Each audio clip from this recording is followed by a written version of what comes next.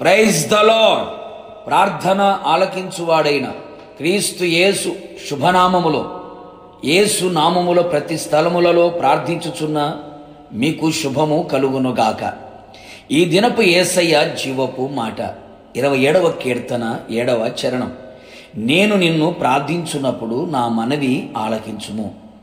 యేసయ్య సన్నిధిలో మోకరించి పవిత్రమైన పెదవులతో, పవిత్రమైన హృదయముతో, పవిత్రమైన చేతులెత్తి ప్రార్థించుచున్న నా దేవుని ప్రియ దైవ జనాంగమా, మనము అనుదినము సేవించుచున్న యేసునాథుడు మన ప్రార్థన ఆలకించువాడై ఉన్నాడు.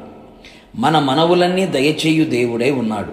అడుగు వాటికంటేనూ ఊహించు వాటికంటేనూ అత్యధికముగా అనుగ్రహించే సర్వశక్తి గల దేవుడై ఉన్నందుకు యేసయ్యకే సమస్త మహిమ, ఘనత, ప్రభావములు ఆయనకు మాత్రమే చెల్లునుగాక.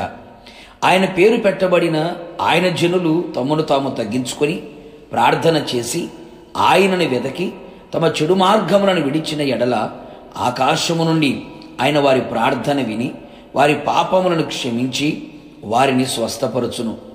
ఆయన మందిరములోనికి వెళ్ళి ఆయన సన్నిధిలో హృదయమును కుమ్మరించి ప్రార్థించిన ఎడల ఆ స్థలమందు చేయబడు ప్రార్థన మీద ఆయన తన కనుదృష్టి నిలుపును. ఆయన చెవులు వారి ప్రార్థనను ఆలకించును.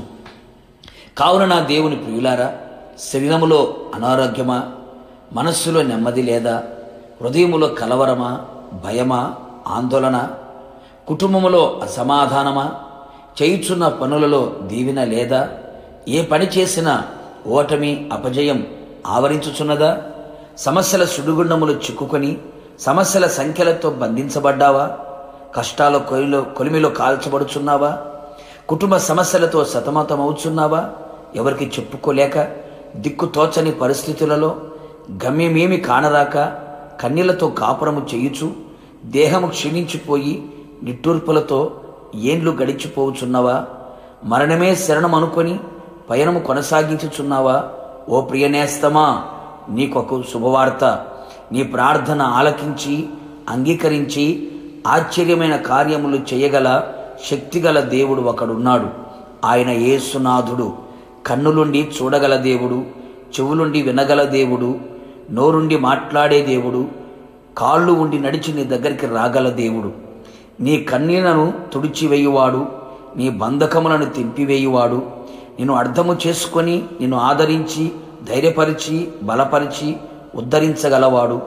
నీ మాట వినగానే నీకు ఉత్తరం ఇయ్యగల దేవుడు, నిన్ను ప్రేమించి నీ ప్రార్థన ఆలకించి అద్భుతములు జరిగించు వాడు. నీవు ఓడిపోవు, నీతో ఉన్నవాడు, నీ ప్రార్థన ఆలకించు వాడు.